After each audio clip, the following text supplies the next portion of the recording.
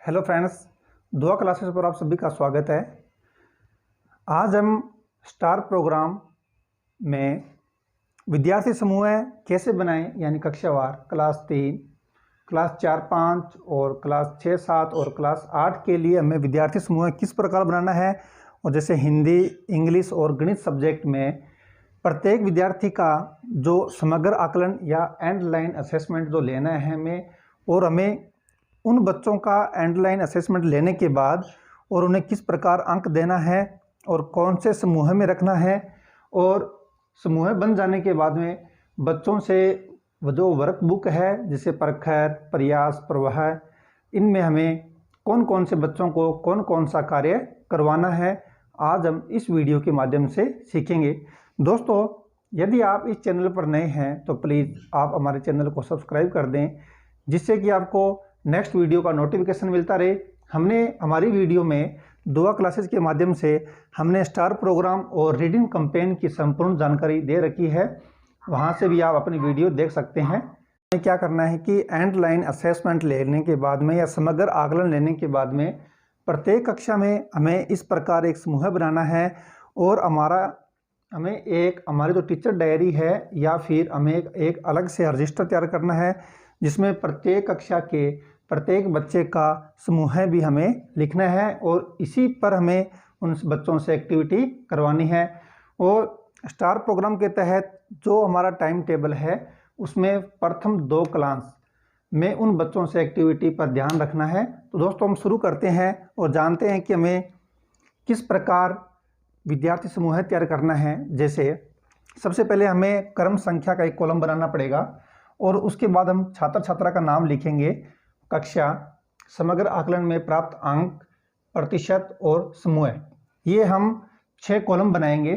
6 column, जैसे दोस्तों मैंने यहाँ एक परफॉर्मा के रूप में क्लास 5 के छात्र लिए हैं। आपको जो भी आपके पास क्लास है उस क्लास का आपको इस प्रकार विभाजन करके और बच्चों से एंड लाइन टेस्ट लेने के बाद में आपको इस प्रकार, जैसे क्रम संख्या नंबर 1 पर जैसे राहुल है, कक्षा 5 है, समग्र आकलन में प्राप्त अंक, जैसे बच्चे ने 20 में से, मान लो कि टोटल 20% थे, 20 में से बच्चे ने 10 सही किए हैं, यानी उसने 50% अंक प्राप्त कर लिए, तो वह क्लास 5 के अंदर वह लर्निंग लेवल 3 और 4 का छात्र है, जो कि हमें इस प्रकार लिखना है।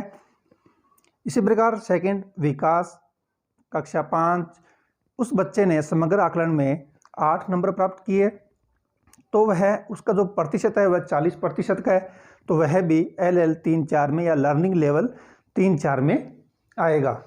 नेक्स्ट है, जैसे कोई लड़की है पूजा, 5वीं क्लास की बच्ची है, उसने 20 में से 15 अंक प्राप्त किए, यानी उसने 75% उसका जो रिजल्ट है वो, तो वह बच्ची 8 ग्रेड में रहेगी। दोस्तों, हमें यह निर्धारण कैसे करना है, समूह कैसे बनाना है, एक एग्जाम्पल के रूप में हम देखते हैं। यदि कोई बच्चा 30% से कम अंक प्राप्त करता है तो वह लर्निंग लेवल 1 और 2 का छात्र है या छात्रा है। यदि कोई बच्चा 31 से 59% तक नंबर प्राप्त करता है तो वह लर्निंग लेवल 3 और 4 का छात्र होगा। यदि कोई छात्र 60% या प्रतिशत से अबव अंक प्राप्त करता है तो वह 8 ग्रेड का छात्र है। 8 ग्रेड का हमें इस प्रकार निर्धारण करना है। यह सब हम एक रजिस्टर में सारणी के रूप में तैयार करेंगे। अब जैसे राहुल है, राहुल LL 3-4 का विद्यार्थी है, समूह 3-4 का है। जैसे यहाँ 2 विद्यार्थी L 3 और 4 के आ गए, एक 8 ग्रेड का और एक LL या लर्निंग लेवल 2 का। मानो कोई बच्चा था मुकेश, 5वीं कक्षा का, उसने 6% हल सही किए, यानी 30% ही उसका जो रिजल्ट है वो आया है, तो वह लर्निंग लेवल 2 में रखा गया है। इस प्रकार हमें सब कुछ बनाने के बाद में अब हम सीखेंगे कि कक्षावार, कक्षा 3, कक्षा 4-5 और कक्षा 6-7 और कक्षा 8 के लिए कि जो समूह बनाए गए हैं उनसे कौन कौन से एक्टिविटी या कौन कौन से कार्यपत्रक, वर्कशीट हमें हल करवानी है, यह सब हम जानते हैं इस वीडियो के माध्यम से। अब हम बात करते हैं कि कक्षा 3 के विद्यार्थियों के लिए या जो विद्यार्थी LL या लर्निंग लेवल 1 और 2 में है, लर्निंग लेवल 1 और 2, लर्निंग लेवल 1 और 2 में है, तो उन बच्चों से कौन कौन सी कार्यपत्रक हल करवाने हैं या कौन कौन सी वर्कशीट हमें हल करवानी है। तो दोस्तों कक्षा 3 के सभी विद्यार्थियों से बैक ग्रेड की दक्षताओं को प्राप्त करने के लिए सभी विद्यार्थियों से ये सब हल करवाना है, हमें हल करवाना है। इंग्लिश विषय में हमें इंग्लिश में 51 नंबर पेज से लेकर 106 नंबर पेज तक सभी वर्कशीट हमें उन छात्रों से हल करवानी है। और हिंदी में भी जो पेज नंबर 51 से 104 के बीच जितने भी कार्यपत्रक हैं उन सभी को हल करवाना है और उन्हें याद भी करवाना है। गणित में लर्निंग लेवल 1 और 2 के जो विद्यार्थी हैं उनसे हमें पेज नंबर 51 से लेकर 106 तक के सभी कार्यपत्रक उनसे हल करवाने हैं। यह था कक्षा 3 के लिए इंग्लिश, हिंदी और गणित के लिए कि हमें कौन कौन से कार्यपत्रक उनसे हल करवाने हैं। तो दोस्तों हमें एक विशेष ध्यान रखना है कि कक्षा 3 के हैं जो विद्यार्थी हैं उनको जो बैक ग्रेड यानी जो पिछली कक्षाओं की दक्षताओं को प्राप्त करने के लिए ये सभी कार्यपत्रक उनसे हल करवाने हैं। अब दोस्तों हम बात करते हैं कक्षा 4 और 5 के लिए प्रत्येक विषय के लिए कौन कौन से कार्यपत्रक उनको हल करने हैं और कौन से समूह का विद्यार्थी होगा तो उसे कौन सा कार्यपत्रक हल करना है जानते हैं। दोस्तों अब हम सीखते हैं कक्षा 4 और 5 के लिए जो हमने ग्रुप समूह बनाए हैं लर्निंग लेवल 2, लर्निंग लेवल 3, 4 और 8 ग्रेड के लिए कि कक्षावार हमें किस प्रकार प्रत्येक सब्जेक्ट में कौन से कार्यपत्रक हमें हल करवाने हैं। तो जानते हैं LL2 यानी लर्निंग लेवल 2 यानी जिन विद्यार्थियों के 30% से कम नंबर आए थे उनको हमें इंग्लिश विषय में 53 नंबर पेज से लेकर 67 या 67 नंबर पेज तक की जो कार्यपत्रक है वर्कशीट है उनसे हल करवाने, ये हमें ध्यान रखना है। इसी प्रकार हिंदी में जिन बच्चों के 30% से कम नंबर आए थे यानी LL2 के जो विद्यार्थी हैं, जो विद्यार्थियों का समूह है, ग्रुप बना हुआ है, उन विद्यार्थियों को हमें हिंदी में 54 नंबर पेज से लेकर 66 नंबर पेज तक कार्यपत्रक हल करवाने हैं।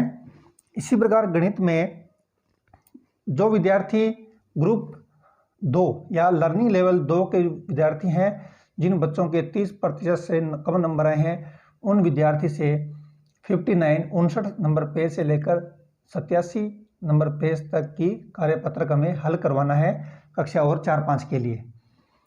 इसी प्रकार दूसरा जो समूह है लर्निंग लेवल 3 और 4 यानी जिन विद्यार्थियों के 31 से 59 के बीच में जो अंक प्राप्त किए हैं वो इस समूह में रहेंगे। उन विद्यार्थियों से इंग्लिश में जो वर्कशीट हल करनी है वो पेज नंबर 70 से 109 के बीच में, हिंदी में 67 से 110 नंबर पेज के मध्य कार्यपत्रक में हल करना है और गणित में 89 से 139 नंबर पेज के मध्य जो कार्यपत्रक है वो हम उनसे हल करवाएंगे। और जो विद्यार्थी कक्षा 4 और 5 के 8 ग्रेड के हैं यानी वो विद्यार्थी जिनके अंक 60% से अधिक नंबर आए हैं, उन विद्यार्थियों से हम उन विद्यार्थियों को स्वतंत्र रखेंगे और उन्हें बोलेंगे कि आपकी जो इच्छा है पूरे कार्यपत्रक में से वो डेली हल करो, उनको याद भी करो। यानी विद्यार्थी वो संपूर्ण जो वर्कशीट है या वर्कबुक है उसको हल करेगा। करते हैं कक्षा 6 और 7 के लिए इंग्लिश, हिंदी और गणित में हमने जो ग्रुप बनाए हैं वो होगा लर्निंग लेवल 4, लर्निंग लेवल 5 और 6 और 8 ग्रेड। लर्निंग लेवल 4 का अर्थ है जिन विद्यार्थियों ने 30% से कम नंबर अंक प्राप्त किए हैं उनका लेवल या ग्रुप समूह यह रहेगा। और जिन विद्यार्थियों ने 31 से 59 के बीच में अंक प्राप्त किए हैं या प्रतिशत जो अंक प्राप्त किए हैं वो इस ग्रुप में रहेंगे लर्निंग लेवल 5 और 6 में। और जिन विद्यार्थियों ने 60% से अधिक अंक प्राप्त किए हैं वे विद्यार्थी 8 ग्रेड पर रहेंगे। अब हम जानते हैं LL4 यानी लर्निंग लेवल जो 4 के जो ग्रुप के जो विद्यार्थी है वह इंग्लिश में पेज नंबर 45 से 64 के मध्य वर्कशीट को हल करेंगे। और हिंदी में LL4 के जो विद्यार्थी हैं वो पेज नंबर 50 से 64 के मध्य जो कार्यपत्र का वो हल करेंगे, और गणित में भी 73 से 86 पेज नंबर के मध्य जो कार्यपत्रक है वो हल करेंगे। नेक्स्ट है LL5 और 6 यानी लर्निंग लेवल 5 और 6 के जो समूह के जो विद्यार्थी हैं वह इंग्लिश में पेज नंबर 67 से 98 के मध्य वर्कशीट को हल करेंगे, सीखेंगे। नेक्स्ट है हिंदी का, हिंदी में 66 पेज नंबर से 97 नंबर पेज तक के जो कार्यपत्रक हैं वह सभी विद्यार्थी हल करेंगे। गणित में 88 नंबर पेज से लेकर 138 नंबर पेज के मध्य जितने भी कार्यपत्रक हैं वह सब हल करेंगे और सीखेंगे। और जो विद्यार्थी 8 ग्रेड के हैं वह सभी स्वतंत्र हैं, उनको हम प्रत्येक वर्कबुक में से कोई भी कार्यपत्रक वो हल कर सकते हैं और उनको हल भी करना है, पढ़ना भी है उनको। ये सब था कक्षा 6 और 7 के लिए। अब हम कक्षा 8 के लिए बात करते हैं दोस्तों, भी उनको इंग्लिश, हिंदी और गणित में कौन कौन से कार्यपत्रक और कौन कौन से ग्रुप समूह के विद्यार्थियों को हल करवाना है वह हम सब सीखते हैं। दोस्तों अब हम बात करते हैं कक्षा 8 के लिए।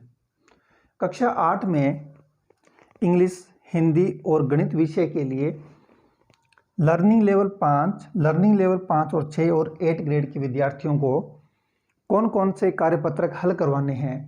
दोस्तों इससे पहले मैं आपको एक बात बता दूं, मानो कोई छात्र है जो कक्षा 8 में पढ़ रहा है और उसका जो लेवल है वो LL5 यानी उसने 30% से कम अंक प्राप्त किए हैं एंड लाइन टेस्ट में, समग्र आकलन में।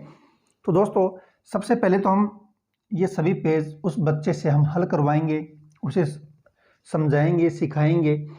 उसके सीखने के बाद फिर हमें इस लेवल पर आना है, उस छात्र को इस लेवल पर लेके आना है और ये सभी पेज उससे हल करवाना है।